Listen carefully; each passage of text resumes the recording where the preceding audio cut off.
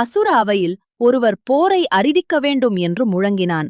மற்றொருவர் உடனே படைகளை அனுப்ப வேண்டும் என்று கூறினான். இன்னொருவர் தனியே சென்று முருகனை சிறைப்பிடித்து வருவேன் என்று வீர பிரகடனம் செய்தான். இந்த வீர முழக்கங்களால் அகந்தை அவையையே முழுமையாக மூடிக்கொண்டது. அப்பொழுது அறிவின் வடிவாய் விளங்கிய சிங்கமுகாசுரன் எழுந்தான். அவன் சூரனை நோக்கி, "நீ எதிர்ப்பது சிவகுமாரனான முருகனை" என்று எச்சரித்தான்.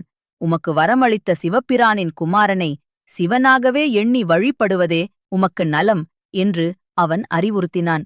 தேவர்களையும் முனிவர்களையும் விடுவித்து சமாதானத்தின் பாதையை ஏற்க வேண்டும் என்றும் அவன் கூறினான். ஆனால் அகந்தையில் மூழ்கிய சூரன் சிங்கம் போல் கர்ஜித்து அந்த அறிவுரையை மறுத்தான். ஒரு பாலகனிடம் தான் மண்டியிட வேண்டுமா என்று அவன் கடும் கோபத்துடன் கேள்வி எழுப்பினான். அறிவுரை அவன் செவிகளில் விழுந்த போதிலும் அவன் உள்ளம் அதை ஏற்க மறுத்தது. முடிவில் சிங்கமுகன் அதர்மத்தின் பாதையின் முடிவு அழிவே என்பதை உணர்ந்து கொண்டான். அவையை கலைத்து சூரபத்மன் அந்தப்புறம் சென்றான்.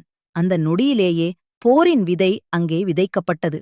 இத்தகைய புராண கதைகளை தொடர்ந்து கேட்க டிவைன் புராணம் சேனலை சப்ஸ்கிரைப் செய்யுங்கள்.